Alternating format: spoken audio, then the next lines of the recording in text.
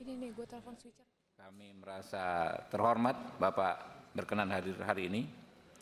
Yang kami hormati Saudara Sulaiman, ya, ayah dari Fandi Ramadan ya. Ada Pak Sulaiman? On the way, ya. Sambil kita tunggu ya. Yang kami hormati Saudari Makiati, ibu dari Saudara Radit Adiansah. Oh, ibu ya. Serta hadirin yang mulia, yang kami muliakan, teman-teman wartawan di atas. Ya, kita panjatkan puji syukur kehadirat Tuhan yang Maha Kuasa, Allah Subhanahu wa taala, karena atas perkenannya kita bisa hadir di acara hari ini ya. Tadi sudah saya sampaikan ini quorum fraksi terpenuhi. Saya mohon perkenan rekan-rekan anggota, kita rapat, kita nyatakan terbuka untuk umum. Bisa disepakati, Pak Tandra?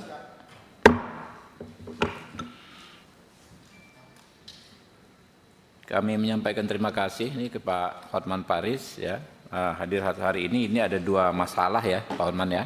Yang pertama terkait Pak Fandi Ramadan, ABK kapal Sea Dragon yang dituntut hukuman mati di PN Batam. Yang kedua kasus Radit Adiansah di Lombok Utara. Nanti modelnya Pak, nanti Pak Hotman sampaikan, lalu mungkin keluarganya juga mau ngomong ya kan ya, baru tanggapan dari rekan-rekan, terakhir kita penutup. Hadirin yang kami hormati ya, dalam melaksanakan tugas pengawasan yang diamanatkan pasal 20A ayat 1 Undang-Undang Dasar 1945, Komisi 3 DPR RI bukan saja menilai penerapan kebijakan secara umum, tapi juga menanggapi kasus-kasus yang menyentuh rasa keadilan masyarakat. Komisi 3 jelas tidak mengintervensi secara teknis perkara-perkara yang sedang diselesaikan oleh aparat penegak hukum. Akan tetapi, kewajiban kami memastikan pelaksanaan tugas mitra kami, aparat penegak hukum, sesuai dengan ketentuan perundang-undangan yang berlaku. Kami meminta Saudara Jaksa Agung Muda Bidang Pengawasan untuk menegur oknum Jaksa Penuntut Umum Muhammad Arfian di Pengadilan Negeri Batam kemarin, yang secara tersirat tapi sangat lugas menyatakan masyarakat dan DPR mengintervensi kasus tuntutan mati terhadap Fandi Ramadan. Perlu digarisbawahi bahwa bukan hanya DPR selaku pembuat undang-undang dan pengawas kerja penegak hukum yang bisa memberikan sikapnya kepada pengadilan. Masyarakat juga bisa menyampaikan sikapnya pengadilan, termasuk dalam bentuk amicus curiae atau sahabat pengadilan. Hal ini merupakan implementasi dari apa yang diatur dalam pasal 5 ayat 1 Undang-Undang Nomor 48 Tahun 2009 tentang kekuasaan kehakiman yang mengatur hakim wajib menggali rasa keadilan di masyarakat dan selain menilai fakta-fakta persidangan. Kami mengapresiasi mitra kami yaitu Jaksa Agung Bapak ST Burhanuddin dan Kapolri Bapak Listio Sigit Prabowo yang bersikap sangat responsif terhadap sikap Komisi 3. Kita bisa melihat dalam beberapa kasus terakhir seperti kasus Saudari Tri Wulandari, guru honorer dari Muaro Jambi yang dihentikan perkaranya oleh Kejaksaan dan Kepolisian. Kasus Hogi Minaya, pengejar jambret di Sleman yang perkaranya dihentikan oleh Kejaksaan dan Kepolisian. Kasus Muhammad Miftahul Huda, guru honorer yang disebut rangkap jabatan di Probolinggo yang dihentikan penyidikannya oleh Kejaksaan, dan terakhir kasus tukang ojek di Pandeglang, Banten yang dihentikan penyelidikannya oleh Kepolisian. Untuk kasus Fandi Ramadan ini, kami kembali mengingatkan bahwa hukuman mati adalah hukuman alternatif sebagai upaya terakhir yang seharusnya diterapkan secara sangat selektif sebagaimana telah diatur dalam KUHP. Kami ulangi bahwa kami tidak mengintervensi pengadilan, tapi kami harus mempertanggungjawabkan kepada rakyat alokasi anggaran negara yang kami setujui untuk Mahkamah Agung dan jajaran di bawahnya haruslah membawa perbaikan kinerja. Beberapa waktu yang lalu, kami juga mengusulkan kenaikan gaji hakim karir dan ad hoc yang bisa mencapai 280%. Dan saat ini kami sedang membahas RUU tentang jabatan hakim yang intinya adalah ingin meningkatkan kesejahteraan hakim. Tentu saja rakyat sangat berharap hal-hal baik tersebut akan beriringan dengan semakin baiknya kualitas pengadilan. Baiklah, untuk mempersingkat waktu, kita persilakan kepada Pak Hotman Paris untuk menjelaskan dua masalah ini, ya, bergantian dengan keluarganya. Kami silakan Pak Hotman. Terima kasih pimpinan rapat dan juga para anggota dewan yang kami hormati. Saya hadir di sini dengan ibunya Raditya, Ibu Makiati, yang sedang diadili dalam tuduhan pembunuhan. Dan tim kuasa hukumnya dari Lombok juga hadir di sini yang pakai topi. Okay. Yang sebelah kiri saya ini adalah tim kuasa hukum dari Batam yang untuk Pandi, tapi ibunya lagi OTW ke sini, ya. Yang pertama dulu, yang kami sudah kasih ringkasan itu yang khusus pembunuhan di Lombok. Jadi inti kasusnya adalah tidak sama sekali tidak bisa diterima nalar hukum. Seorang yang sudah mati bisa menganiaya si pelaku. Ceritanya begini. Anaknya ibu ini pacaran dengan teman kampus. Terus mereka dating, bertemu di pantai di Lombok, ya. Dan itu adalah daerah yang cukup ramai. Ada hotel besar di sana. Kemudian kurang lebih satu hari, si wanita ini, pacarnya ini tidak pulang-pulang. Akhirnya dicari oleh keluarganya. Akhirnya kemudian sekitar 3-4 hari ditemukanlah mayat dari pacarnya wanita ini, ya, pacar di pantai. Sedangkan ditemukan juga jarak 100 meter tubuh dari si anak ibu ini yang laki-laki yang sekarang jadi terdakwa dalam keadaan bonyok semuanya, luka-luka, ya. Berselang beberapa bulan tiba-tiba dituduh sebagai pelaku pembunuh.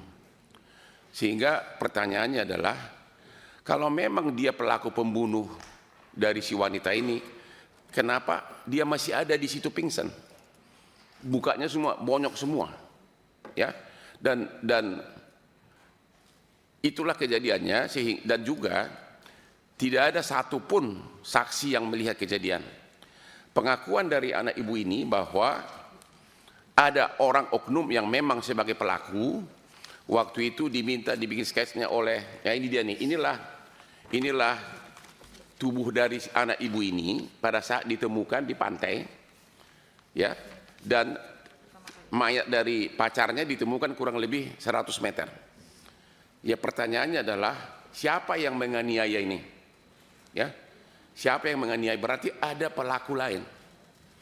Dan kalau dia menganiaya pacarnya, ngapain dia di situ? Kenapa nggak kabur?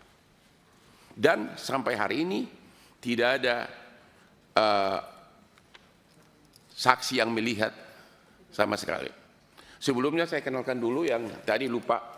Ini semua pengacara-pengacara muda dari tim Hotman 991, ya, di mana kita memberikan bantuan hukum ke seluruh Indonesia dan sudah banyak yang berhasil mendapat perhatian, terutama dari bapak-bapak.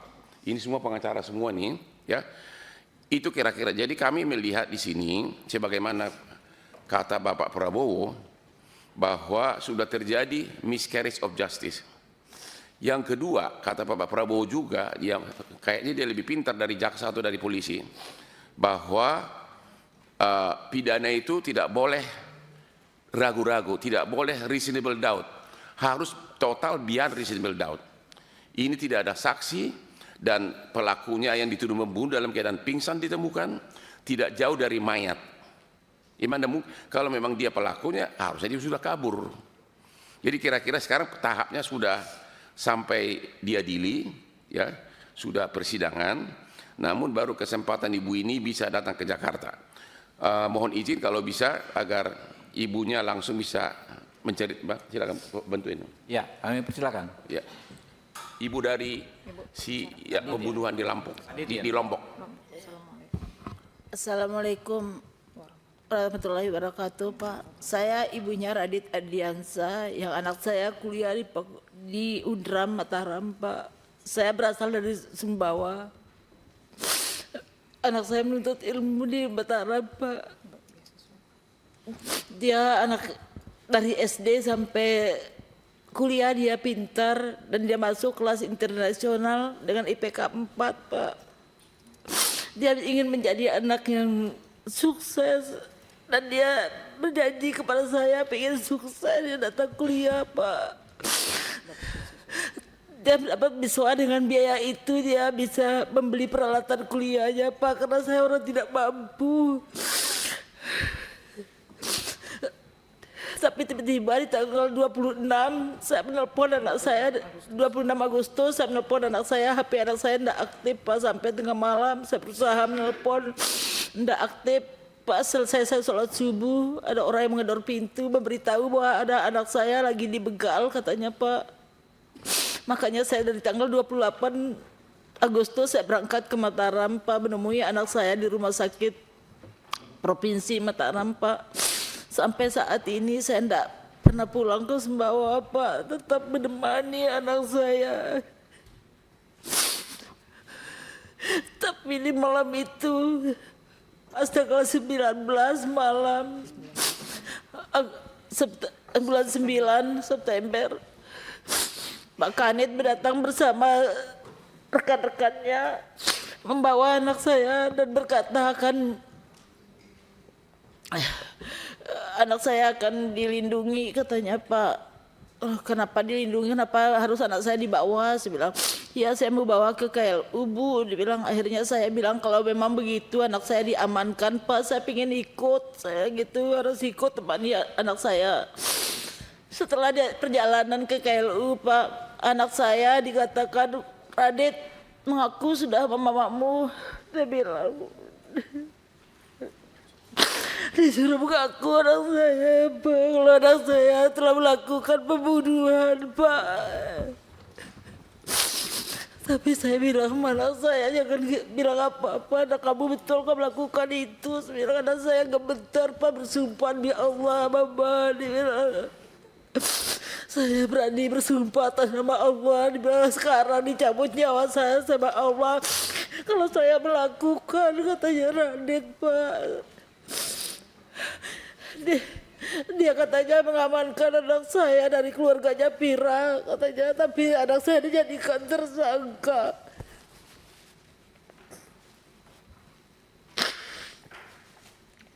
Keesokan harinya, apa, di sana di BAP anak saya dan saya disuruh ke dalam bersembunyi supaya jangan saya melihat anak saya yang lagi dibergol dan memakai baju yang oranye, Pak. Anak saya tidak didampingi pengacara. Anak saya malam itu tidak ada satupun pengacara yang mendampingi anak saya. Saya minta tolong tapi tidak ada yang datang membantu anak saya, Pak. Besoknya baru pengacaranya datang mendampingi anak saya, tapi dengan alasan minta pengurangan. Dibilang, pengurangan apa? Saya bilang begitu. Sampai detik ini saya seorang ibu, batin saya mengatakan anak saya tidak pernah, tidak bisa melakukan hal seperti itu sampai detik ini. Karena Radit ini dari kecil, dari SD belum pernah ada guru yang mengasih saya laporan kalau Radit pernah ada masalah sama temannya sampai SMA, Pak. Belum ada. Radit ini anaknya sangat patuh. Radit sudah menyampaikan ciri-ciri pelaku. Radit sudah menyampaikan ciri-ciri pelakunya, Pak. Kenapa mereka itu tidak berusaha untuk sketsa wajahnya? Malah anak saya dituduh sebagai tersangka. Saya mohon sekali, Pak. Saya orang tidak punya, Pak. Saya mohon, Pak. Anak saya bukan pelaku, Pak. Sampai detik ini batin saya mengatakan Radit bukan pelaku, Pak. Saya tidak punya biaya untuk kuliahkan anak saya, pikir sukses anak saya, Pak. Tapi dinyatakan anak saya tersangka. Saya berjanji ke Radit, Mama tidak akan pulang ke Sumbawa. Mama tetap berada di tembok penjara atau dimanapun kamu berada, saya bilang. Saya tetap menemani kamu. Yang penting kamu harus tetap kuat hadapi ini. Saya bilang, saya mohon Pak, saya mohon sekali Pak. Yakin anak saya Pak bukan pembunuh Pak. Batin saya tetap mengatakan seperti itu Pak. Lihat Pak, anak saya ini apa pantas anak saya dituduh seperti ini Pak. Dan mungkin anak saya memperkosa saya, berusaha sebagai orang ibu. Apa dia pernah melakukan hal-hal yang tidak baik terhadap Vira? Tidak Pak. Saya kira cukup. Cukup ya. Jadi yang kami mohon perlindungan hukum adalah secara pembuktian tidak ada satupun yang melihat, tidak ada saksi fakta yang mengatakan bahwa anak ibu ini sebagai pelaku. Tidak ada. Hanya keterangan ahli-ahli dan psikolog. Itu satu. Jadi sesuai dengan kata presiden kita, beyond reasonable doubt itu benar-benar jauh dari itu. Yang kedua, kalau anaknya sebagai pelaku dalam keadaan bonyok, bahkan waktu ditemukan dipapah dibawa ke puskesmas dalam keadaan seperti ini. Dan mayat pacarnya kurang lebih 100 meter. Kalau memang dia pelaku, ya tentu dia udah kabur. Tapi waktu ditemukan pun dalam keadaan pingsan begini, dipapah ke puskesmas. Jadi dan siapa yang melukain ini? Ya pasti ada pihak ketiga. Dan nggak mungkin tuduhan bahwa seolah-olah ini perlawanan dari si korban. Karena mereka hubungannya harmonis dan nggak mungkin wanita yang sudah meninggal bisa menganiaya seperti ini. Dan juga dari TKP dia sampai ditemukan juga masih di TKP dalam keadaan pingsan dan luka-luka di mana-mana. Jadi yang kami mohon agar Komisi 3 berkenan memanggil JPU-nya dan penyidiknya, hukum pembuktian apa yang dipakai, ya hukum pembuktian apa yang dipakai. Yang jelas dua alat bukti melihat kejadian tidak ada, sama sekali tidak ada, ya ditemukan dalam keadaan sudah pingsan dan pacarnya 100 meter kira-kira. Dan sekarang proses persidangan sudah berjalan, ya udah tahap apa sekarang? Masih dalam tahap pledoi. Ya jadi kami memohon agar Bapak berkenan memanggil JPU-nya. Apa dasarnya mendakwa orang yang pingsan begini dituduh membunuh pacarnya? Bukti apa yang dia pakai? Kira-kira begitu. Lanjut ke yang dua? Iya, yang kedua. Oke. Ya, sudah hadir di sini Ibu Nirwana, ibu dari Sipandi ABK kapal dan suaminya, dan juga tim kuasa hukum dari Batam. Inti kasusnya adalah bahwa si anak ibu ini kebetulan D4 pendidikan kapal, jadi memang profesinya begitu, lulusan universitas D4 bidang mesin ya. Okay. Dia melamar ke suatu agen, resmi ke suatu agen dan akhirnya diterima. Dan si agen ini mengatakan bahwa nanti kaptennya si ini, tapi si anaknya ini tidak pernah ketemu kaptennya, tidak pernah ketemu dan tidak kenal. Barulah berangkatlah mereka, karena katanya kan ini kan kapal ini di Thailand. Berangkatlah si Pandi ini ke rumah si kapten tanggal 1 Mei. Itulah pertama kali dia kenal sama kapten, diantar oleh ibu ini. Ya, di depan rumah dada-dadaan berangkat ke Thailand, dan karena kapalnya katanya belum siap, 10 hari penuh diinapkan di hotel. Mulailah kapalnya itu, mereka memasuki kapal tanggal 14. Menurut kontrak harusnya kapalnya North Star namanya. Tahu-tahu dibawa speedboat, dibawa ke kapal Sea Dragon. Ya. Jadi dari lamaran sama kapalnya berbeda, ya. Baru mereka berangkat, dibawalah si Pandi ini ke tengah laut, naiklah ke kapal ini, kemudian mutar. 3 hari kemudian, yaitu tanggal 18 Mei, datanglah kapal nelayan, ya, kapal nelayan yang membongkar 67 kardus. Karena memang orang tidak banyak, oleh si kapten diperintahkan semua awak kapal untuk estafet memasukkan. Dan si anak ibu ini bolak-balik nanya, ini apa? Dan itu diakui oleh si kapten. Kebetulan kaptennya juga orang Batak, marga Sirait, wakil kaptennya juga orang Batak, marga Tambunan. Si kapten ini ngaku bahwa itu adalah uang dan emas. Itu pengakuannya. Ya, ini kapal harusnya berangkat dari Thailand menuju Filipina. Tapi lewat dari perairan Indonesia di Tanjung Karimun ketangkap sama BNN sama bea cukai. Disitulah duka cita itu mulai. Dan di persidangan si kapten juga mengakui bahwa memang si anak ini nanya berkali-kali ini apa isinya. Oke. Dan yang menjadi masalah adalah kok bisa dituntut hukuman mati karena tidak ada bukti sama sekali bahwa dia tahu isinya itu. Dia baru melamar, baru 3 hari naik kapal sebagai pengangguran masuk kerja. Yang menjadi pertanyaan adalah, ini yang perlu mungkin nanti ditanyakan Komisi 3 kepada penyidiknya dan jaksanya. Kalau seorang kapten kapal berangkat ke Thailand untuk narkoba 2 ton yang katanya harganya 4 triliun, mungkin enggak si pemilik narkoba tidak kenal si kapten ini? Mungkin enggak dia percayakan 4 triliun kepada orang yang baru dia kenal? Itu yang kita bilang logikanya tidak ada, tapi tiba-tiba dituntut sekarang hukuman mati. Itu inti kasusnya. Sama juga tidak ada bukti sama sekali yang mengatakan bahwa si Pandi tahu, karena memang dia hanya bekerja di kapal itu dan baru 3 hari naik kapal itu. Sekian dari saya dan dilanjutkan oleh ibunya Pandi. Silakan Ibu Nirwana ya. Silakan Bu.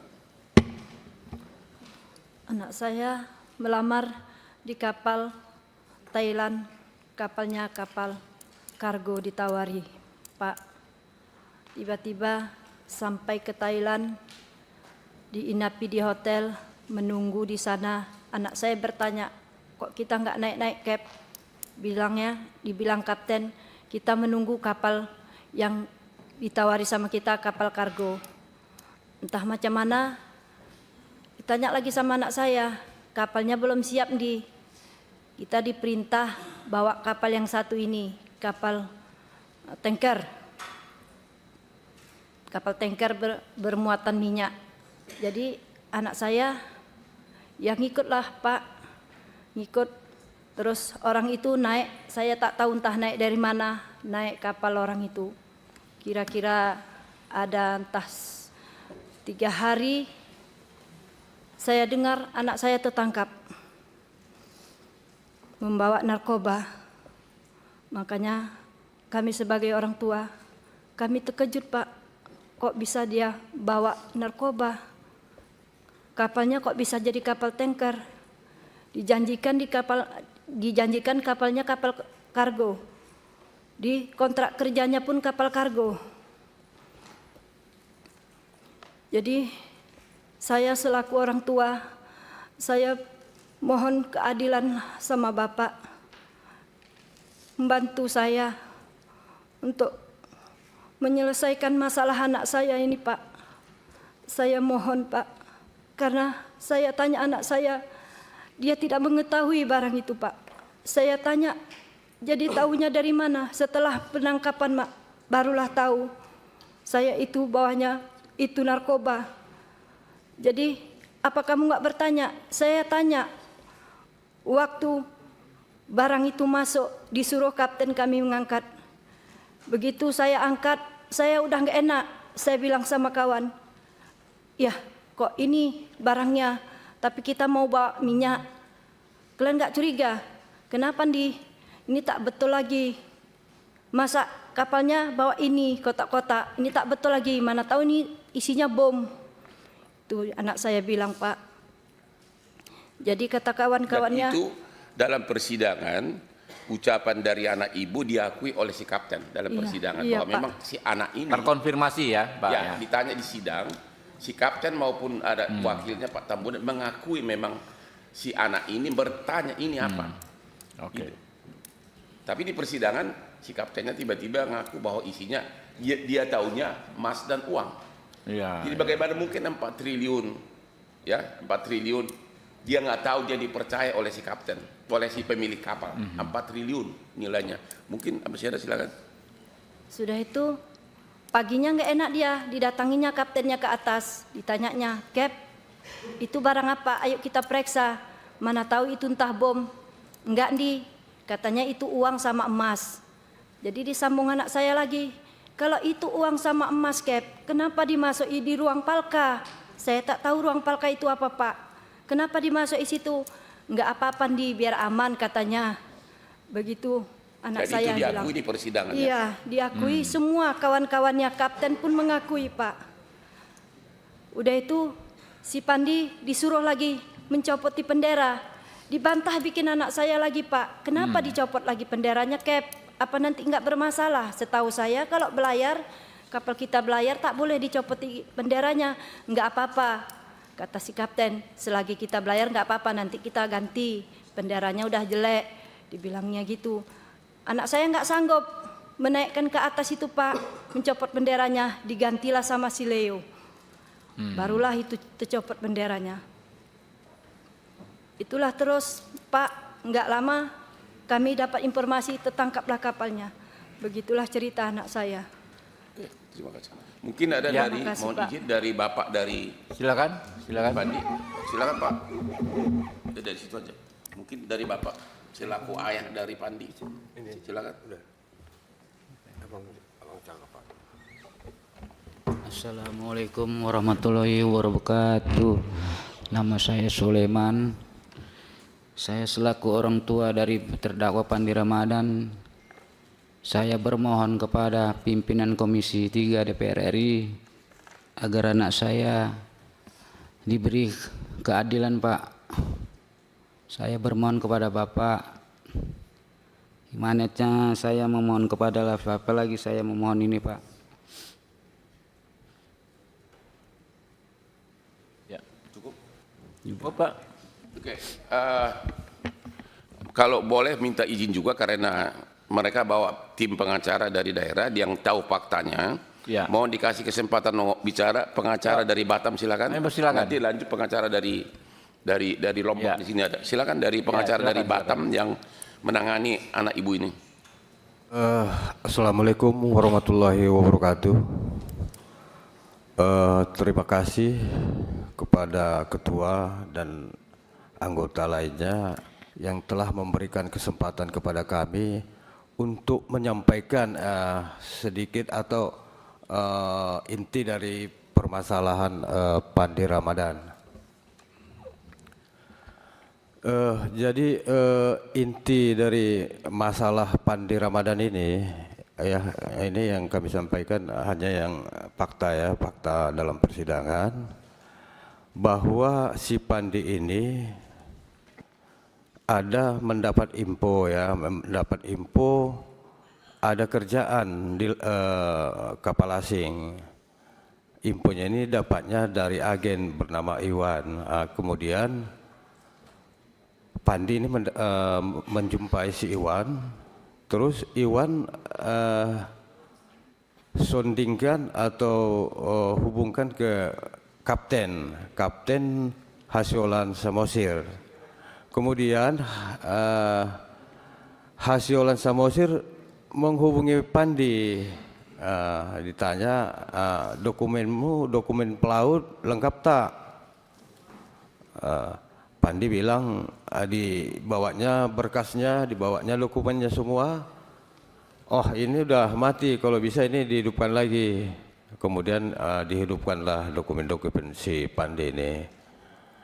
Kira-kira seminggu ditelepon sama si Hasyolan lagi, dokumennya udah siap Mbak Pandi. Mungkin 2 hari lagi Pak, aku udah siap, nanti bawa lagi kemari.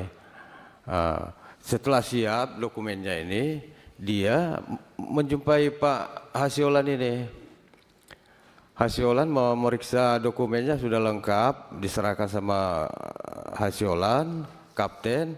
Terus kapten memberi data-data formulir yang akan diisi dia. untuk bisa masuk melamar di kapal atau di perusahaan yang sudah si Hasiolan ini, kapten ini menjadi mitra, jadi kapten di perusahaan itu, di perusahaan kapal itu. Kemudian setelah dimasukkannya semua, diterima,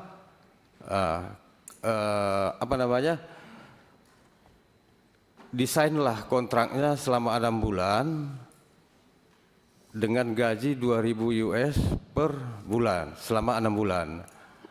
Kapal ini kapal kargo MP North Star, itulah di dalam kontrak kerjanya itu. Oke, setelah itu selesai, mereka ini mau berangkat ke Bangkok, Thailand itu tanggal 1 kalau nggak salah ya. Ada 4 orang mereka ini dari Medan yang mau berangkat. Hasiolan, terus Chief Officer itu Richard Tambunan, terus ada Ricky namanya, ini tak jadi berangkat Pak karena alasan sakit. Sebenarnya si Ricky inilah yang mau menjadi atasan si Pandi, kepala mesin lah. Si Pandi ini kan wakil mesin. Satu lagi office boy lah, tapi ini adiknya kapten. Jadi si Ricky ini karena tidak jadi mau berangkat, batal karena keluarnya sakit. Pandi sebenarnya udah ragu mau berangkat itu. Kenapa? Saya tak menguasai sepenuhnya nanti Cap, nanti kalau nggak ada yang lebih paham dari saya katanya. Kalau saya tidak, belum yakin saya katanya, karena dia kan masih baru pemula ya. Oh nggak usah takut katanya. Di sana ada nanti menggantikanmu katanya gitu. Jadilah mereka berangkatlah ke Thailand ya. Sekitar 10 hari orang tuh nginap di hotel itu, baru menunggu berlayar. Oke. Setelah menunggu berlayar itu, informasi yang diterima si Pandi awalnya kan kapal kargo ini. Jadi mereka setelah berangkat ke kapal kargo itu katanya di tengah laut, mereka naik speed ke sana. Ternyata bukan kargo, ternyata kapal tanker. Kenapa ini berubah katanya dari kapal barang ke kapal minyak? Oh nggak apa-apa, kita masih dalam satu grup perusahaan katanya, nggak masalah katanya. Oke, jadi pemikiran si Pandi waktu itu berarti kan mengangkat minyak kan gitu. Ternyata minyaknya orang sudah berlayar, minyaknya belum datang nih. Di mana mau diambil minyak pun belum tahu nih. Tiba-tiba katanya malam itu di tanggal berapa itu, tanggal 8 atau tanggal 9, itulah kapal kecil, kapal nelayan merapat. Tapi sebelum dia merapat sudah ngasih kode-kode semacam lampu sorot gitu ya, lampu sorot ke kapal orang si Pandi ini. Kemudian di kapal si Pandi ini ada yang warga Thailand itu namanya Wirapat Pompang. Itu menurut si Pandi dan menurut ABK yang lain merupakan kepercayaan orang Thailand itu yang namanya Tanjen atau Jekitan gitu ya. Itulah, jadi yang berhubungan dari kapal itu, kapal kecil itu ke kapal orang si Pandi ini, siapa ini orang Thailand itu, mereka yang komunikasinya, sehingga deal komunikasinya pindahlah kardus-kardus itu dari kapal kecil itu ke kapal si Pandi. Kemudian di situ sebenarnya si Pandi ini kan diminta chief officer untuk bantu mengangkat itu secara estafet lah begitu. Terus ditanyanya officer ini sebetulnya barang ini apa? Kok kardus-kardus? Itu kata si bos, kata si chief officer itu, kata si bos itu emas dan uang. Itulah jawabannya. Terus kan si Pandi kan merasa nggak nyaman juga, nggak puas juga dia. Itulah besoknya, karena itu masuknya kan malam, curiga dia. Besok paginya ditanya langsung sama Cap, seperti yang disampaikan Ibu tadi. Tetap jawaban si kapten itu emas dan uang. Sempat dia tanya juga sama kapten itu, kalau bisa kita buka lah, biar tahu kita apa ini isinya sebetulnya. Kalau membuka itu nggak ada kewenangan kita membuka itu, kata si kapten. Jadi selang berapa waktu itu, berapa jam atau berapa, ya mungkin kerajam lah, itu mereka berlayar lah. Rutenya pun apa itu, kalau yang diterimanya infonya mau ke Filipina gitu ya. Oke, berlayar mereka ini. Setelah berlayar, kalau menurut keterangan si Pandi di laut ya, di laut itu, waktu mereka itu dipepet sama angkatan laut itu, masih lebih dekat ke Malaysia, wilayah Malaysia, perairan Malaysia, pantai Malaysia daripada ke Karimun. Kenapa kamu bilang begitu? Karena saya lihat di sana itu, di perairan Johor itu, sekitar Johor itu masih nampak itu kapal-kapal sandar di situ. Kalau kita pun loncat ke laut masih bisa ke nyebrang sana daripada kalau ke Karimun. Itulah jawaban si Pandi dan kawan-kawan yang lain. Setelah itu mereka itu sepertinya kata mereka itu dipepet sama angkatan laut kapal mereka ini supaya masuk ke perairan Indonesia. Begitu masuk itulah dicegat sama bea cukai dan BNN. Saya kira cukup. Jadi penyidik dan kejaksaan JPU mengabaikan fakta di BAP maupun fakta persidangan. Satu, ini orang baru 3 hari kerja dan dia masuk melalui agen. Dua, bahwa si kapten ini narkoba harganya hampir 4 triliun. Kalau sampai didatangkan oleh pemiliknya dari Indonesia, ya berarti si pemilik narkoba itu sudah ada kerjasama dengan si kapten ini. Karena 4 triliun nggak mungkin dong didatangkan untuk 4 triliun orang yang tidak kenal. Yang ketiga, bahwa sesuai dengan 2 minimum alat bukti tidak ada, diakui di persidangan bahwa memang si Pandi ini bolak-balik nanya. Kira-kira begitu, jadi kami mohon juga agar penyidik dan JPU-nya ya dipanggil di Komisi 3 untuk melindungi rakyat yang susah ini, Pak Ketua. Mohon izin lagi terakhir dengan pengacara dari yang korban pembunuhan di Lombok. Ini pengacara. Oke, silakan Pak. Ya, terima kasih. Bismillahirrahmanirrahim. Assalamualaikum warahmatullahi wabarakatuh. Salam sejahtera untuk kita semua. Om Swastiastu, Namo Buddhaya, salam kebajikan, Rahayu. Yang saya hormati Ketua Komisi 3 beserta jajaran dan teman-teman sekalian. Mungkin untuk mengawali penyampaian saya ini, mungkin kita ada sebuah adigyong hukum yang mengatakan bahwa lebih baik kita membebaskan 1000 orang yang bersalah daripada kita menghukum orang yang 1 yang bersalah.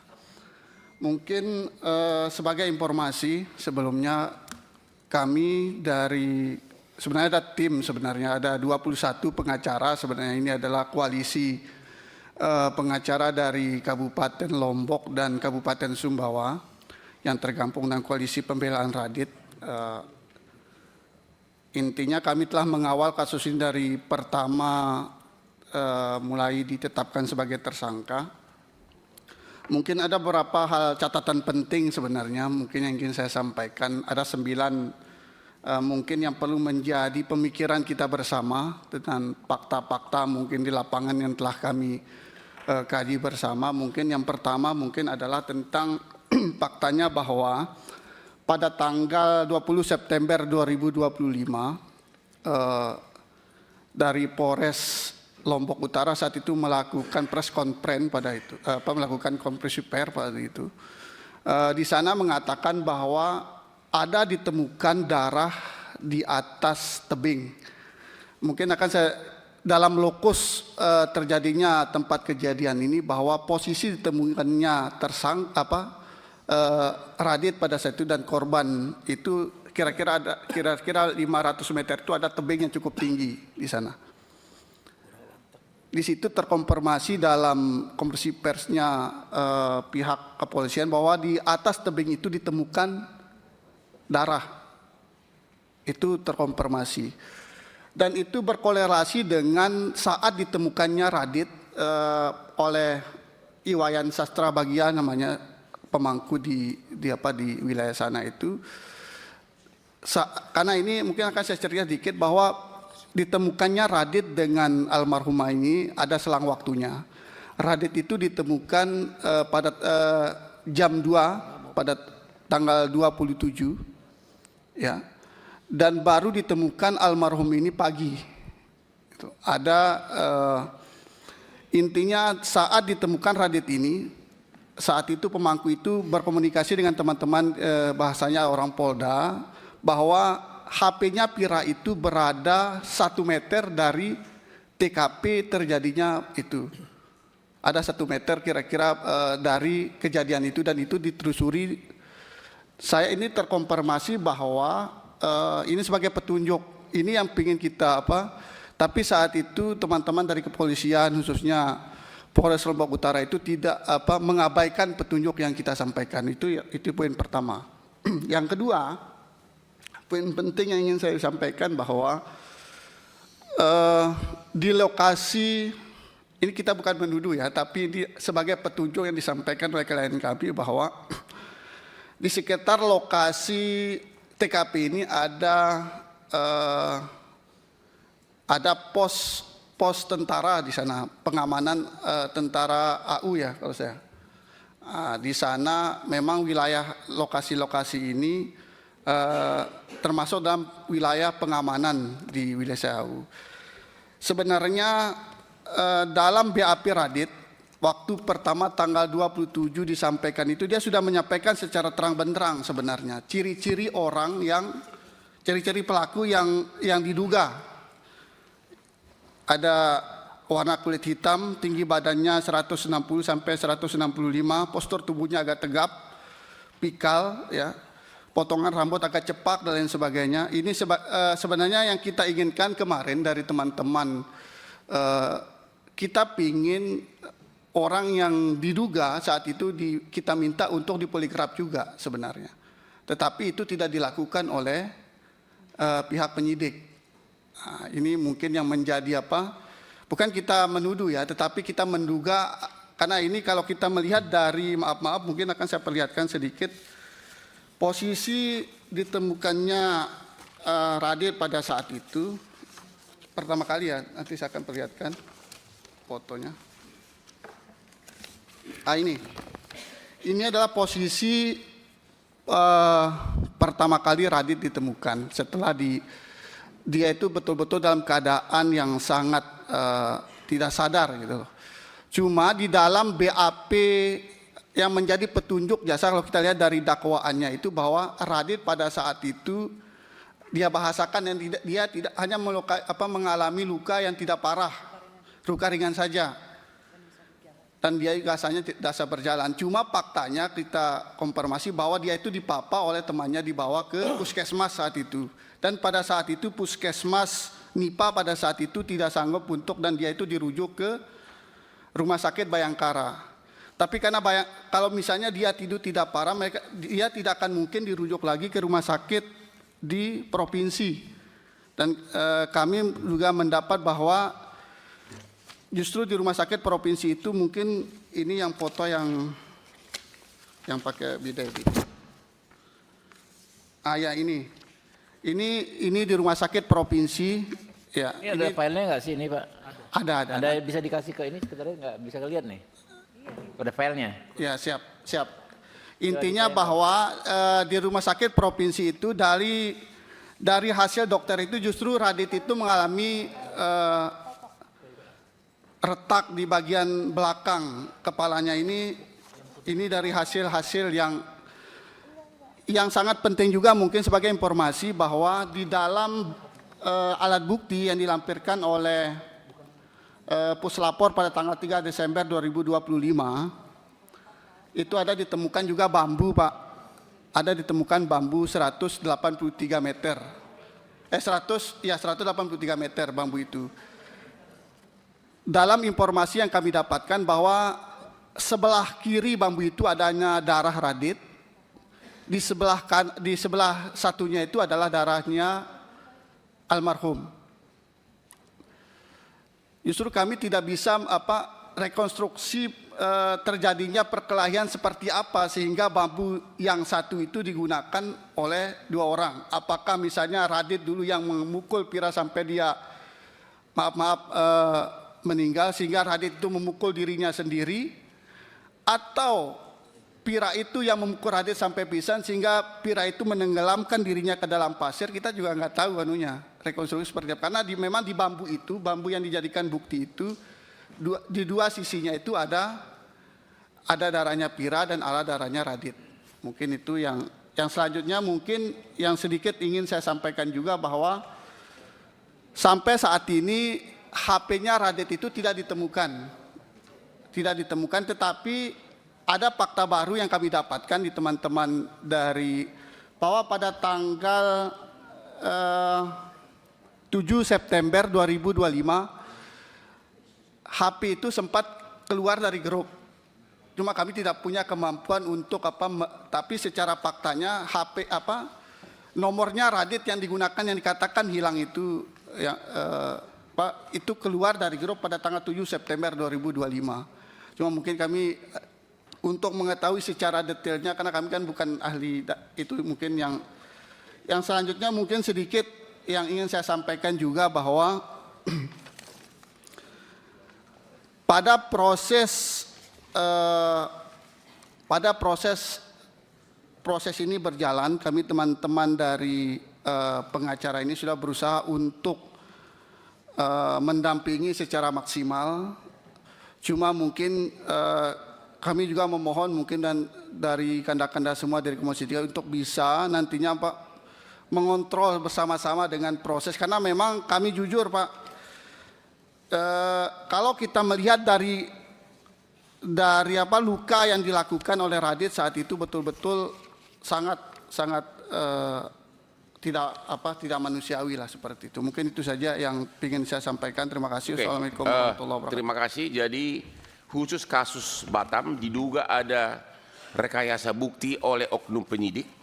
Dibilang luka ringan padahal ini luka parah. Ya, dan kedua, waktu ditemukan pun dalam keadaan pingsan dan dibopong ke puskesmas. Ya, kami nggak tahu apakah yang membopong itu juga dibawa, sehingga kalau begitu, kalau pelaku pembunuhan ini luka begitu sadis, siapa yang menganiaya? Kan nggak mungkin si cewek, bagaimana mungkin wanita melakukan ini? Ya, dan mereka juga hubungannya sangat intim. Itu yang kami mohon janji dari Komisi 3 untuk memanggil penyidik dan JPU di sini, ya, untuk memanggil, kalau enggak sia-sia kedatangan kami ini. Demikian juga tidak ada bukti apapun yang melihat si pelaku ini membunuh, tidak ada. Seperti biasa dengan permainan ahli psikolog segala macam, ya, mirip kasus si gula sianida lah, nggak ada yang melihat, ya. Itu jadi benar-benar dugaan terjadi rekayasa BAP. Yang khusus Pandi itu lebih parah lagi, karena dari segi sebagai ahli hukum, kalau sudah ada diakui oleh semua pihak yang terlibat bahwa si Pandi ini bolak-balik nanya, itu harusnya menjadi acuan bahwa memang dia tidak tahu, tapi tetap begitu saja langsung dihukum mati, dituntut mati. Jadi kepada pimpinan Komisi 3 dan juga anggota yang terhormat, nggak ada artinya kedatangan kami ini kalau hanya sekedar dengar pendapat. Tolong dulu dipanggil penyidiknya ini dan JPU-nya, dan bila perlu tim dari kedua belah pihak hadir biar objektif. Sebab kalau kita biarkan terus-menerus begini, kasihan ini orang-orang miskin. Terima kasih Pak Ketua.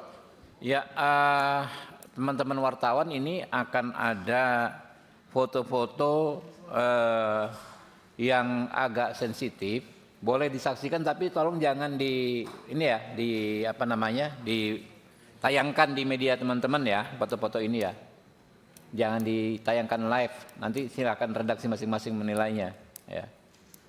Karena kita perlu tahu teman-teman ini luka-lukanya kayak gimana, mau ringan atau luka berat kan kita mau lihat fotonya. Kalau dari itu nggak bisa lihat.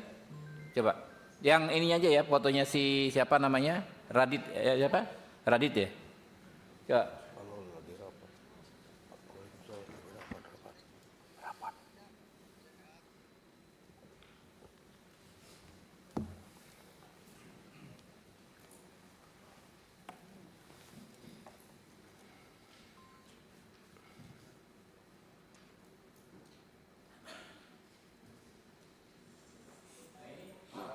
Di mana nih ya? Coba Ibu. Oh ya, Iya. biar. Ya, ini untuk pertama kalinya waktu Radit ditemukan. Oh, oke. Iya. Oke, lanjut. Dan kurang lebih 100 meter dari lokasi ini, di situ juga ditemukan Korban. Maaf, saya luruskan sedikit, maaf ya, saya luruskan dikit. Foto itu di samping hotel Sunshine Creek. Setelah dibawa, kan ini ditemukan agak jauh dari hotel, mereka dibopong saat itu ke hotel itu yang ini. Ini kan di samping hotel itu ada kursi itu. Oke. Ya. Terus. Lanjut ya. Setelah foto. dibopong.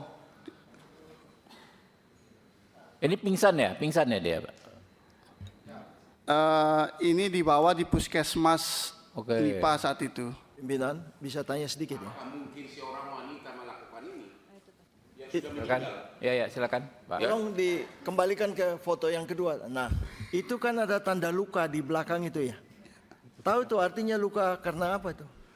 Kalau informasi, ini kan kalau informasi kalian kami bahwa itu dipukul menggunakan yang saya ceritakan tadi, menggunakan bambu tadi.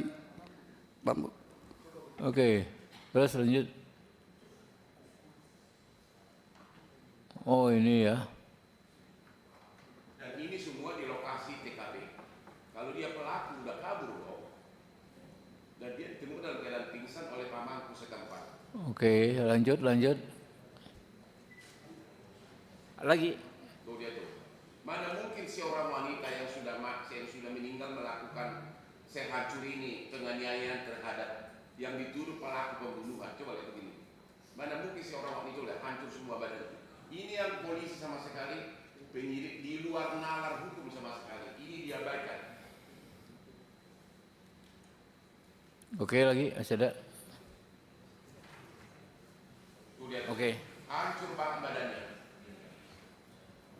Jadi kalau Komisi 3 kita panggil penyidik dan jaksa di sini, mau kemana negara ini, hukum kita ini? Udah masih ada lagi gambar lagi fotonya? Yang lain lagi? Jangan ditayangkan ini. Tidak jauh dari lokasi ditemukan si cowok. Udah jangan. Kalau yang perempuan jangan, kan ada aurat ya. Tulang pipi dari si Radit ini retak semua ya. Tulang pipi retak. Sampai dioperasi gara-gara retak. Intinya bahwa memang ada pelaku pembunuhan yang tidak berusaha Iya. dicari oleh penyidik. Oke, udah ya. Cukup ya, teman-teman ya. Fotonya cukup ya? Udah semua. Oke. Rekan-rekan ini pendalaman ya. Langsung mungkin ke ini dulu.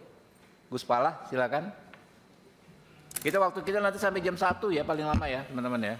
Terima kasih pimpinan, sahabat-sahabat Komisi 3 yang alhamdulillah bisa hadir pada kesempatan siang hari ini. Yang saya hormati Bang Hotman dan tim kuasa hukum, keluarga dari orang tua saudara Radit dan juga dari Fadlan Ramadan ya.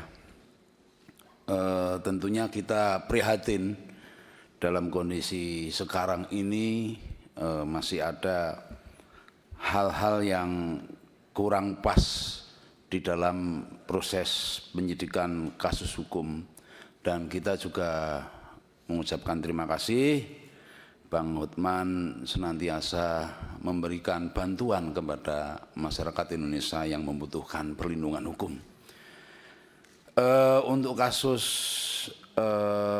saudara Fadlan ya, kita ini kan juga bisa memahami bahwa di dalam sebuah tingkatan ABK itu kan pasti ada tingkatan-tingkatan yang kita bisa lihat ada bagian dek, mesin dan catering dari mulai nahkoda, mu'alim, masinis, jurumudi dan sebagainya.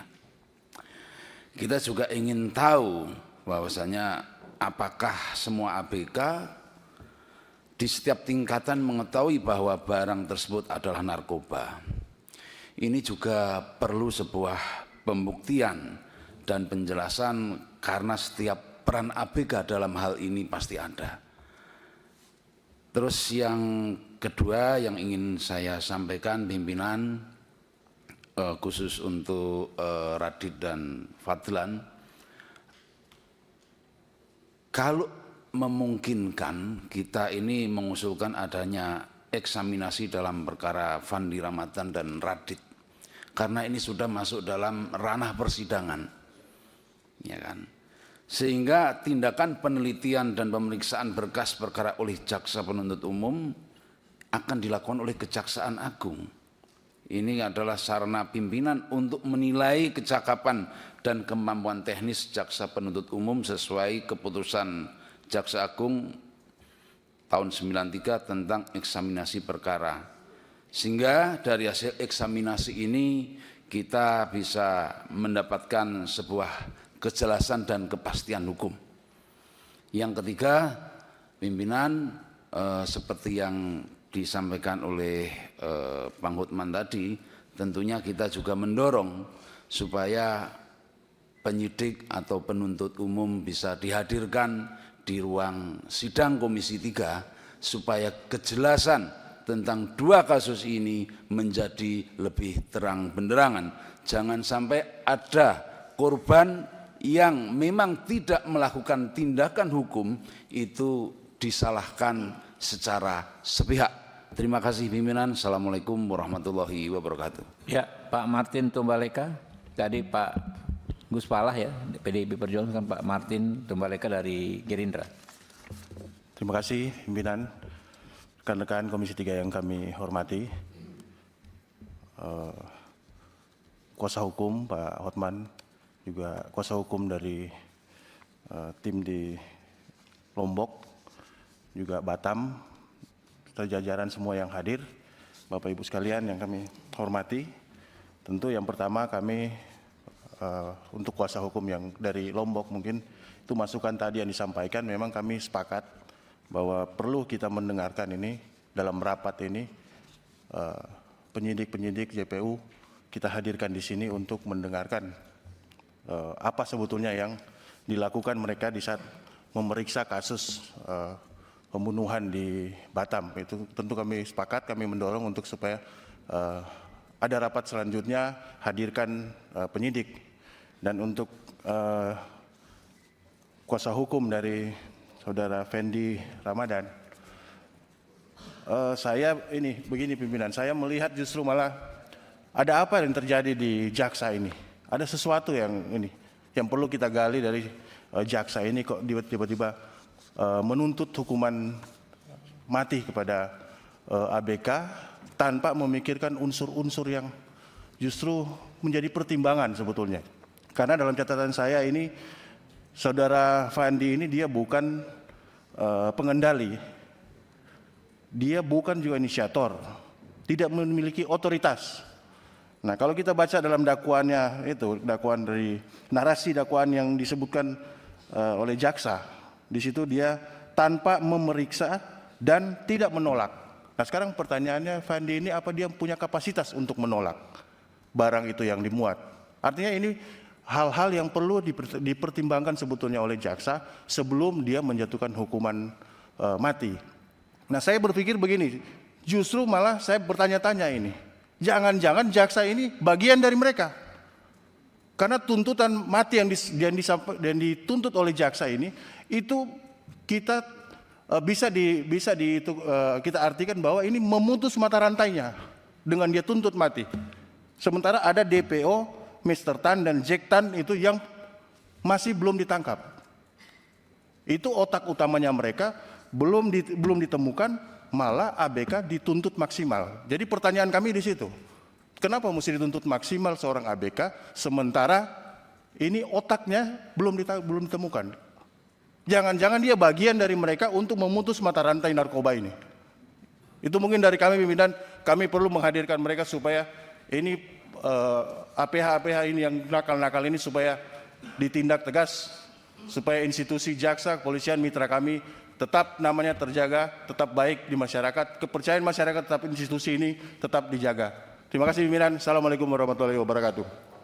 Waalaikumsalam Pak Profesor Sudeson Tandra. Silakan. Terima kasih pimpinan, anggota Komisi 3 yang kami hormati,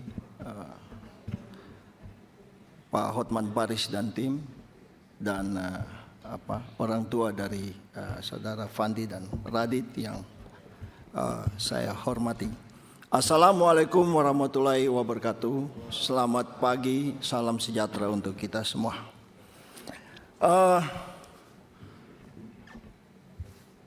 Saya mulai masalah ini pimpinan, karena tadi pimpinan juga singgung mengenai komentar dari JPU itu. Menurut saya ini kan sebenarnya hal yang kurang pantas. DPR ini kan dipilih oleh rakyat. Tugas dari DPR ini adalah tugas pengawasan. Di dalam suatu kasus di mana rasa keadilan dari masyarakat itu terkoyak, maka pertanyaan masyarakat itu adalah, apakah tindakan dari aparat penegak hukum itu patut? Apakah tindakan dari aparat penegak hukum itu layak atau tidak? Itu sebabnya DPR, khususnya Komisi 3, mempunyai kepentingan karena persoalan-persoalan yang berkaitan dengan layak atau tidak, patut atau tidak, suatu perkara itu dibawa. Dan ini semua sudah menjadi perhatian luas di masyarakat. Maka Komisi 3 DPR mempunyai kepentingan yang besar untuk mengungkap kasus ini, untuk bagaimana menjawab rasa keadilan dari masyarakat. Itu pertama, pimpinan. Yang kedua, kalau kita melihat uraian dari kasus ini, tadi Bang Hotman sudah sampaikan, dan menurut saya ini cukup fair. Ya, di dalam masalah hukum itu kan terkenal audi et alteram partem. Kita juga harus mendengar dari dua belah pihak. Dan Bang Hotman sudah bicara secara terbuka pimpinan, maka jikalau berkenan, penyidik dan penuntut umum itu kita undang ke sini untuk mengungkap hal ini seterang-terangnya, seadil-adilnya, untuk menjawab rasa keadilan yang tumbuh di masyarakat. Yang ketiga, kita bicara mengenai narkoba. Nah, ini juga berkaitan dengan kapal dan pelayaran. Berdasarkan undang-undang tanggung jawab sebuah kapal itu ada di tangan nakoda. Baik itu masalah muatan, keselamatan, semua ada di tangan nakoda. Nah, kalau yang tadi diungkapkan bahwa saudara Fandi, ya, mohon maaf ya, saudara Fandi ini kan tidak tahu menahu mengenai masalah ini. Nah, ini yang perlu kita gali, ya. Awalnya kapal kargo, kemudian kapal tanker. Fakta-fakta ini sangat mencurigakan, ya. Naik tidak tahu kapannya, tidak kenal orangnya, di tengah jalan pun juga tidak tahu. Oleh karena itu perlu sekali kita menggali, kenapa penuntut umum itu sampai menuntut sedemikian beratnya masalah seperti ini. Ini pimpinan itu yang pertama. Yang kedua, sebelum saya menguraikan mengenai kasus kedua ini, mungkin Bang Hotman, saya tadi mendengar bahwa almarhumah korban ini dibenamkan di dalam pasir, ya, apa betul? Nah, betul ya. Nah, pertanyaan berikutnya adalah, mohon izin pimpinan kami bertanya kepada ini, apakah itu juga dilakukan suatu visum, suatu apa ya? Ya, untuk mengetahui apakah di dalam paru-parunya itu ada sesuatu. Karena kalau orang itu belum mati, ya, dibenamkan di dalam pasir, tentu pasir itu masuk semua ke dalam paru-paru, ya kan? Nah, inilah kejadian-kejadian ini. Saya juga bertanya,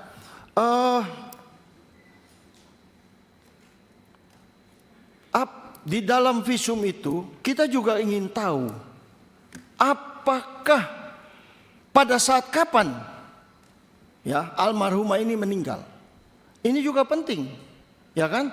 Sehingga ini kita bisa membuka hal ini seterang-terangnya. Kenapa tadi saya tanyakan mengenai luka di belakang itu? Karena ini terus terang mencurigakan saya, ya kan? Ini seperti ada suatu goresan kuku. Ya kan? Nah, kalau itu sudah dapat disebutkan matinya bukan karena kuku, berarti kan tidak ada pertengkaran di antara kedua belah pihak. Ya kan? Nah, dari situlah kami juga bertanya begini. Pada saat diperiksa saudara Radit ya, apakah ada rekamannya? Apakah yang bersangkutan didampingi oleh pengacara pada saat diperiksa? Pakai ini, Mbak, pakai ini karena direkam. Waktu saat di poligraf anak saya tidak ada pengacara, Kanit bilang enggak perlu pengacara. Kanitnya bilang nggak perlu pengacara. Ya, enggak perlu pengacara mendampingi, disuruh turun ke bawah. Saya saat itu naik ke atas. Anak saya kondisinya masih dalam keadaan sakit dan perlu pengobatan, kan masih ada pasir di dalam telinganya, tapi tidak dilakukan. Anak saya sampai sekarang masih mendengung telinganya. Ya, ini pimpinan, ini sangat berat karena kan pasalnya pembunuhan ya, Bang Hotman ya, pembunuhan ya, ya, pembunuhan. Memang dijuntukan, Pak, pakai pasal penganiayaan berat yang mengakibatkan kematian. Ya, ancamannya pasti di atas 4-5 tahun kan? Nah, apalagi ancaman seperti ini. Yang berikutnya, pada saat yang diperiksa itu, yang bersangkutan kan dalam keadaan tidak sehat. Iya. Pertanyaan pertama dari penyidikan, apakah Anda sehat? Betul nggak itu? Nah, nah ini persoalan-persoalan seperti ini, menurut saya ya sangat-sangat mencurigakan pimpinan. Oleh karena itu, tentunya kami ingin agar kalau berkenan penyidiknya dan penuntut umumnya diundang ke sini. Memang terus terang ya, kami tidak ingin mencampuri proses yang sedang berjalan di pengadilan. Tapi kami sebagai wakil rakyat ingin agar hakim itu, agar hukum itu menjawab rasa keadilan dari masyarakat. Kira-kira demikian. Terima kasih dan selamat pagi. Rikwanto, Pak Rikwanto, Golkar juga nggak apa-apa. Terima kasih Pak Ketua. Yang saya hormati Bang Hotman, lama tidak berjumpa. Rekan-rekan yang hadir dalam pertemuan hari ini dan rekan-rekan Komisi 3. Untuk kasus yang pertama, korban MVVV, kita singkat ya. Itu memang perlu dibuka kembali ya, apa yang telah diperoleh oleh penyidik itu, seperti alat-alat bukti. Ya, satu alat bukti itu bicaranya banyak nanti. Ada yang untuk memukul mungkin ya, dan lain-lain. Kemudian hasil labnya juga menggambarkan apa yang terjadi. Dan juga fakta TKP awal ditemukan mereka. TKP bisa bicara dan kondisi baik korban maupun yang diduga pelaku ini. Kalau sekarang sudah jadi terdakwa ya, nah, seperti apa kondisinya. Itu perlu digali kembali dan dianalisa betul mendalam secara scientific investigation untuk memperoleh hasil yang bisa meyakinkan apakah memang telah terjadi pembunuhan dalam tanda petik atau pembegalan sesuai dengan yang dilaporkan di awal ya. Ya, dalam kesempatan ini kita memang tidak bisa melihat berkas perkaranya ya, membaca satu persatu berita acaranya atau kesimpulannya ya. Namun demikian ini layak untuk diikuti mengingat sangat minimnya saksi dan penyidik sudah mampu untuk mengaitkan semua yang ada itu sehingga disimpulkan telah terjadi pembunuhan. Inilah yang perlu kita dalami keyakinan seperti itu sehingga akhirnya maju ke jaksa dan jaksa maju ke pengadilan ya. Ini mungkin belum selesai dalam pembahasannya. Kita perlu pendalaman lagi untuk tersebut, tapi saya tetap mendukung jangan sampai ada orang yang tidak bersalah dipersalahkan. Ya, ini tetap tadi rekan pengacara bilang ya, jangan sampai ada yang hukum itu lebih baik membebaskan 1000 orang bersalah daripada menghukum 1 orang tidak bersalah ya. Adiknya begitu ya. Kemudian yang kedua, untuk kasusnya Fandi ini, dari semua fakta yang kita ketahui ini, semua berlawanan dengan tuntutan yang ada di pengadilan saat ini. Kecuali satu, BAP waktu dia diperiksa didampingi oleh pengacara yang disediakan oleh penyidik. Yang di situ dinyatakan dia terlibat. Terlibatnya kita tidak tahu di sini karena kita tahu BAP-nya seperti apa ya. Persekongkolannya, permufakatannya di situ. Hanya itu yang menegaskan dia terlibat dalam konteks penjualan atau pengadaan atau penerimaan narkotika itu. Ini juga perlu diuji kembali. Apakah memang BAP yang dibuat itu, yang ditandatangani oleh saudara Fandi itu memang real pengakuannya atau ada tuntunan tertentu dari pihak tertentu yang kamu terima saja, kamu tanda tangan saja. Ini juga kita tidak tahu seperti apa isinya, mungkin perlu pendalaman lagi. Tapi dari kisah seluruhnya, yang bersangkutan patut diduga menurut kita ini ya, menurut kita dari fakta yang kita dapatkan dari berbagai macam informasi, termasuk fakta persidangan dari Pak Hotman ini, ya, saudara Fandi sebenarnya belum layak untuk dikatakan dia adalah sebagai terdakwa atau pelaku di situ. Ya. Kecuali dia yang kuat sekali untuk membuktikannya di samping BAP tersebut. Ini pendapat. Terima kasih Pak Ketua. Mohon izin satu kalimat saja. Silakan. Untuk menjawab tadi pertanyaan dari Bapak kita, saya baru dapat informasi bahwa pengacara yang mendampingi adalah pengacara rekanan BNN. Dan itu adalah salah satu masalah di Indonesia ini karena penyidik itu punya rekanan-rekanan. Kalau rekanan ya pasti nggak mau lah melawan penyidik. Ya kata ibunya tadi rekanan BNN. Kira-kira begitu. Ini Mbak Hotman, di KUHAP yang baru kan kita sudah atur bahwa nggak ada lagi istilah pengacara disediakan oleh aparat penegak hukum itu. Pengacara itu dipilih secara merdeka oleh orang yang bersangkutan. Nanti itu bagian dari yang mau kita evaluasi. Oke, masih ada Pak Adang dari Jatun. Terima kasih pimpinan, rekan-rekan Komisi 3 dan Bang Hotman beserta para kuasa hukum.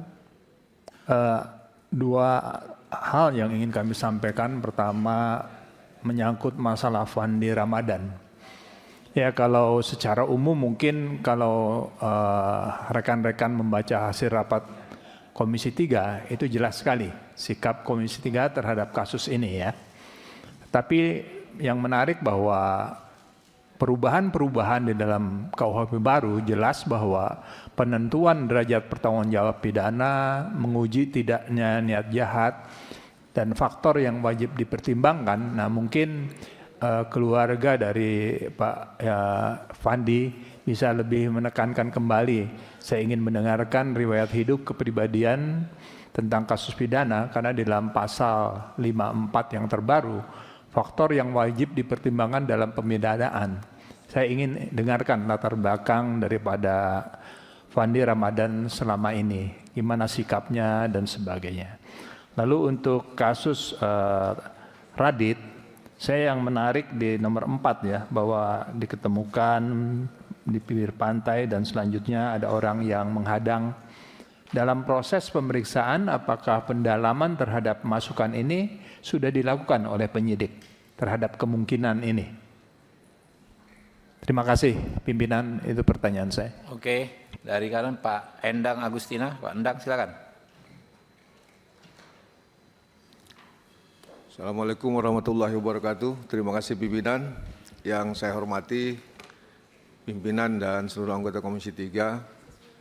Yang saya hormati Pak Hotman Paris beserta tim dan orang tua dari Radit dan Fandi. Terima kasih atas kehadirannya dan terima kasih Bapak Ibu masih mempercayakan lembaga ini untuk mengawal kasus yang dialami saat ini.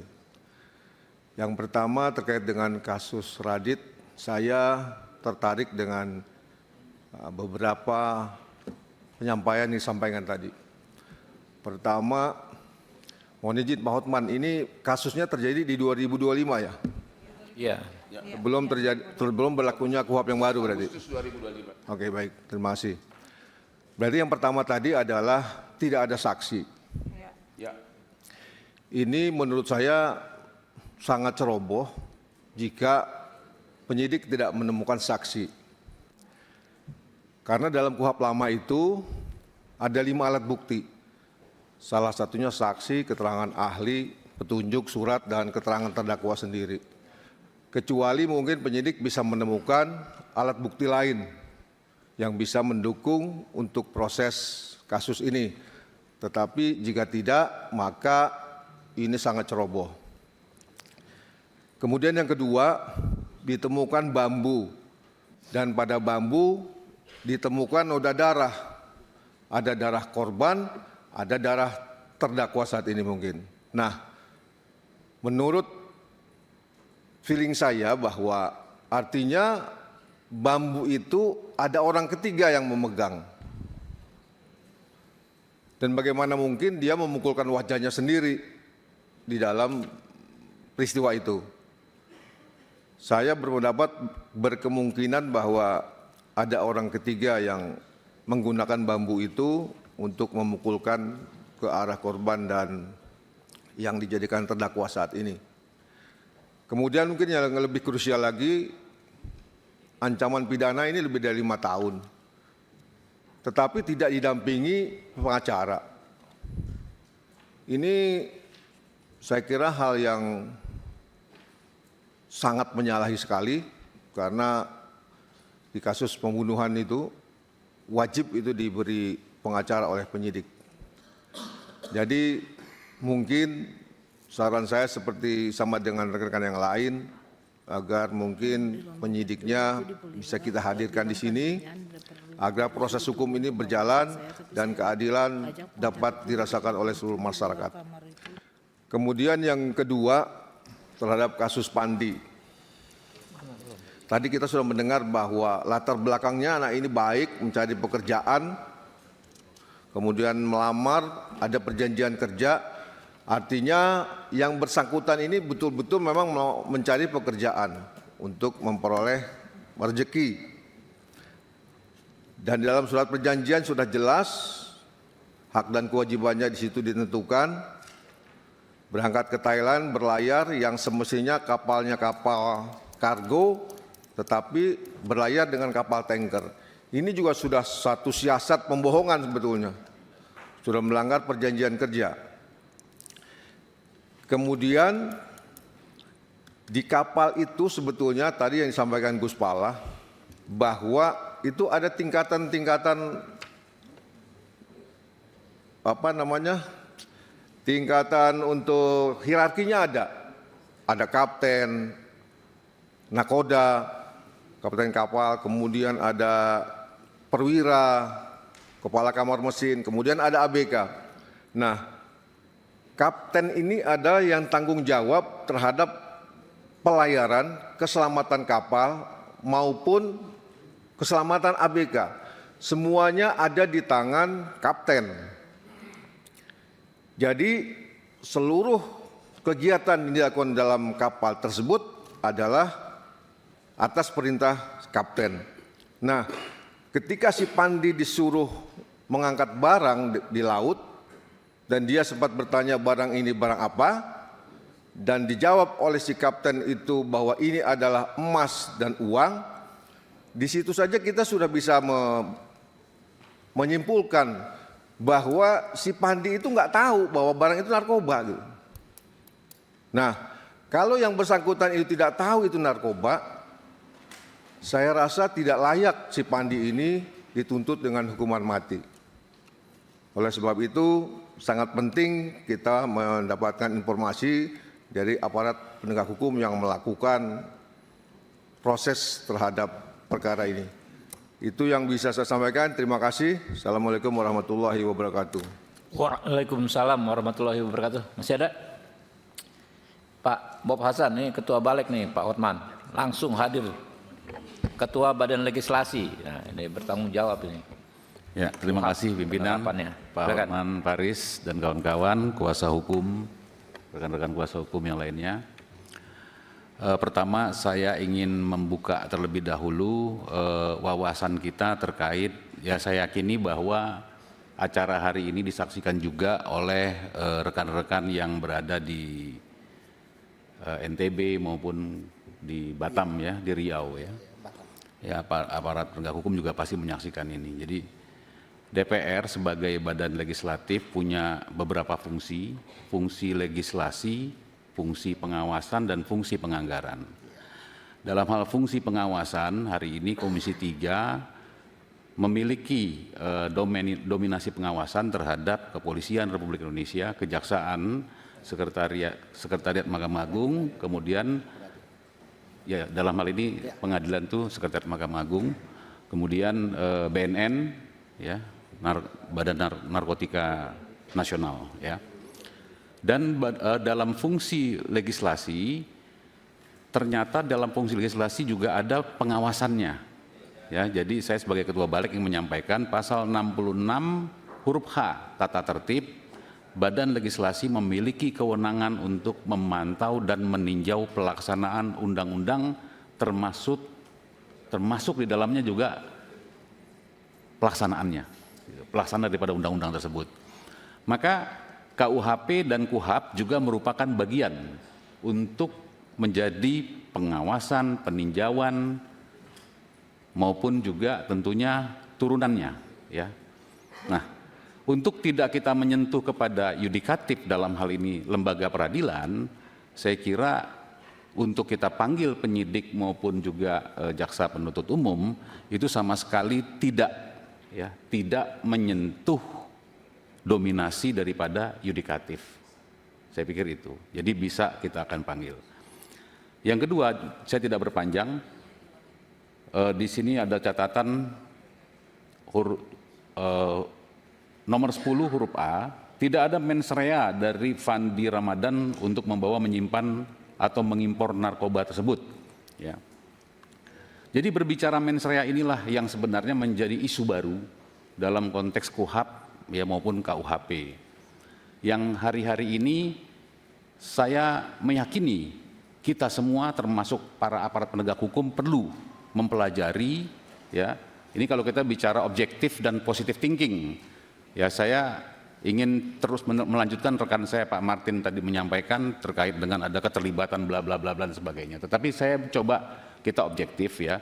Mungkin dalam hal mens rea ini belum betul-betul dapat menerapkan, ya, terkait bahwa mens rea itu bukan niat buruk, tetapi sikap batin.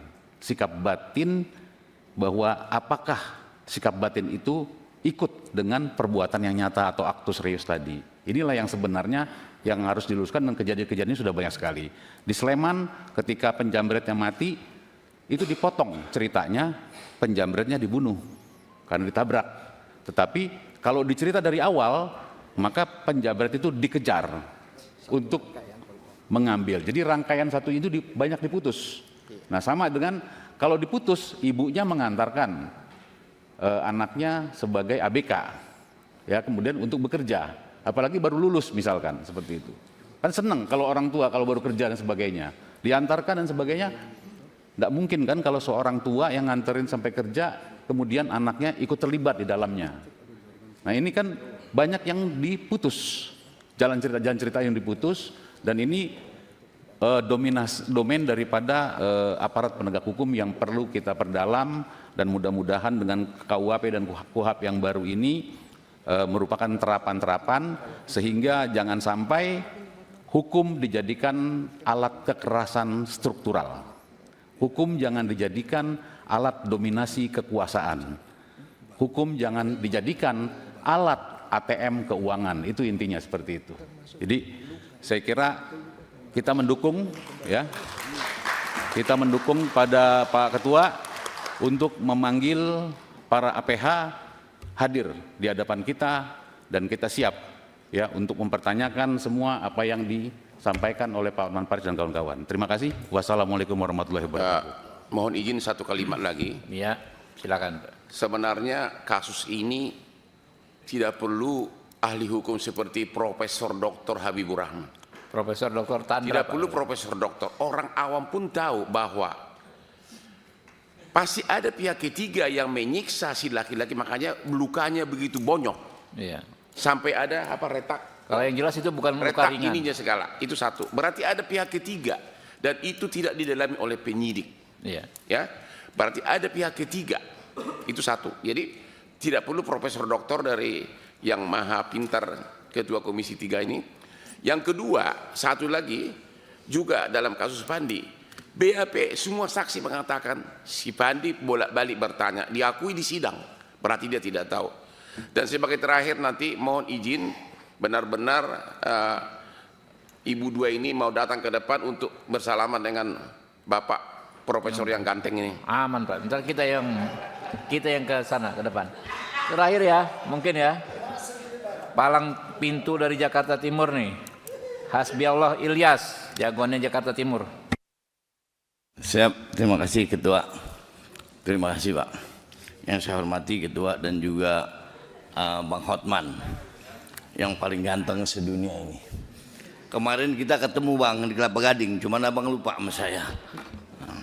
Siang-siang itu Abang lagi minum es, saya lewat. Minum es juga? Minum enggak. Cuman Abang di sampingnya cakep itu. Boleh dikenalin sama Bang Martin Bang. Langsung saja, saya ini bahwa apa yang terjadi dengan Fandi ini adalah menurut saya ini narkoba itu memang kita harus berantas, harus ini.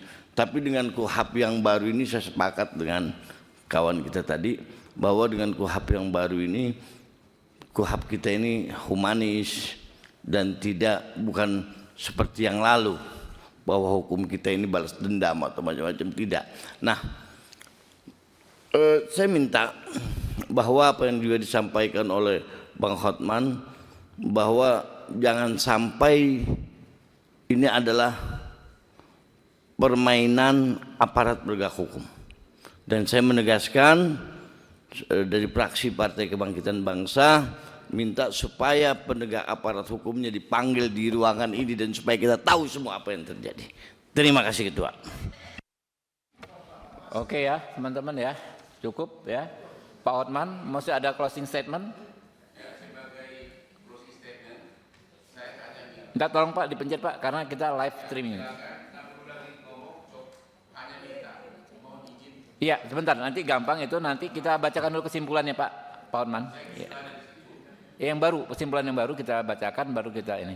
Ya, kita bacakan dulu ya, Pak Hotman ya. Kesimpulan rapat. Iya. Bukan. Kesimpulan dari rapat ini kami akan bacakan. Iya. Tenang, abangku. Iya. Makanya dibaca dulu, didengar dulu, ya, didengar dulu. Coba. Oke. Tentu. Makanya harus dituangkan dalam kesimpulan, Pak. Oke, silakan ditayangkan.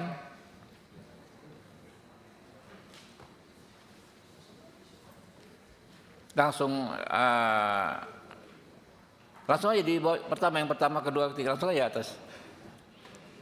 Pertama, ya, kesimpulan rapat dengar pendapat umum Komisi 3 DPR RI dengan keluarga ABK Batam Saudara Fandi Ramadan beserta kuasa hukum, keluarga Saudara Radit Adiansyah beserta kuasa hukum dan Saudara Dr. Hotman Paris Hutafea SHM Hum masa persidangan 3 tahun 2025 tahun 2026 Kamis 26. Ini 26 ya? Hah? belum 28 ya, 26 Februari 2026. 1. Komisi 3 DPR RI menegaskan kembali rekomendasi rapat Komisi 3 tanggal 23 Februari 2026 terkait penanganan perkara atas nama Saudara Fandi Ramadan agar menerapkan asas dan prinsip keadilan dalam Undang-Undang Nomor 1 Tahun 2023 tentang KUHP. Kedua, Komisi 3 DPR RI meminta Jaksa Agung Muda Bidang Pengawasan untuk menegur dan memeriksa Jaksa Penuntut Umum JPU Kejaksaan Negeri Batam dalam perkara nomor 863/PIT-SUS/2025/PN Batam atas nama Saudara Muhammad Arfan agar berhati-hati dalam menyampaikan pendapatnya di muka umum. 3. Komisi 3 DPR RI akan memanggil Kapolres Lombok Utara dan Kepala Kejaksaan Negeri Mataram untuk terkait perkara nomor 12 PIT-B /2026/PN MTR guna memberikan penjelasan seterang-terangnya terkait perkara yang ditangani tersebut. 4. Komisi 3 DPR RI akan memanggil Kepala Kejaksaan Negeri Batam untuk perkara nomor 863 PIT-SUS/2025/PN Batam guna memberikan penjelasan seterang-terangnya terkait perkara yang ditangani tersebut. 5. Komisi 3 DPR RI meminta Komisi Yudisial untuk melakukan pengawasan terhadap penanganan perkara nomor 12/PIT-B/2026/PN MTR dan nomor 863/PIT-SUS/2025/PN BTM sesuai peraturan perundang-undangan. Ya, teman-teman, sepakat? Instruksi sebentar, Pak Ketua. Mohon izin di poin nomor 2 terkait dengan Komisi 3 DPR meminta Jaksa Agung Muda Bidang Pengawasan untuk menegur dan memeriksa. Menurut kami, saran kami, Mak, hanya melakukan pemeriksaan. Peneguran mungkin lebih dari ditegur, mungkin dimutasi kalau memang nggak benar. Menegurnya dihilangkan, tapi memeriksa. Jadi gini Pak, pertama yang jelas-jelas kan jelas salah dia ngomong begitu di persidangan, ditegur dulu. Ya, baru diperiksa. Kalau setelah diperiksa hasilnya dia didemosi, dihukum, itu lain hal, lain urusan. Oke? Ya. Ya, silakan. Nomor 4 itu kan memanggil Kejaksaan Negeri. Kalau berkenan itu penyidik BNN juga ikut dipanggil. Oh, BNN. Ya. Penyidik BNN. BNN setempat aja, itu BNN ya? Iya. BNN. Itu penyidik di BNN ya? Ya, penyidik BNN ya. Penyidik Ini BNN. kan BNN yang nangani ya. Coba, Mbak. Dipastiin ya, bukan polisi ya kalau yang di ini ya, bukan polisi ya, bukan BNN ya. Penyidik BNN itu. Penyidik terkait aja, penyidik terkait. Ya, coba. BNN, penyidik BNN. Terkait lah gitu aja deh, ya. Perkara tersebut. Untung ada Prof. Tandra, kalau enggak udah kita ketok tadi. Aduh, memang. Ini kita semua juniornya Bang Hotman ini, kita advokat-advokat yang di sini juniornya Bang Hotman.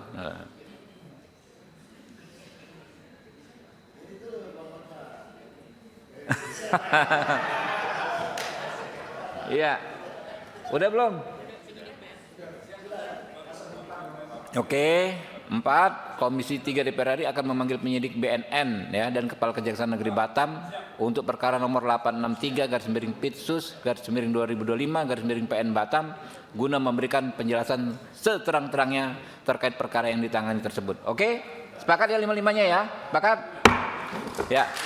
Demikian selesai acara ini, saya sampaikan terima kasih. Ya, bila taufiq wal hidayah. Wassalamualaikum warahmatullahi wabarakatuh. Saya tutup dulu ya. Jelajahi cara baru mendapatkan informasi. Download Metro TV Extend sekarang.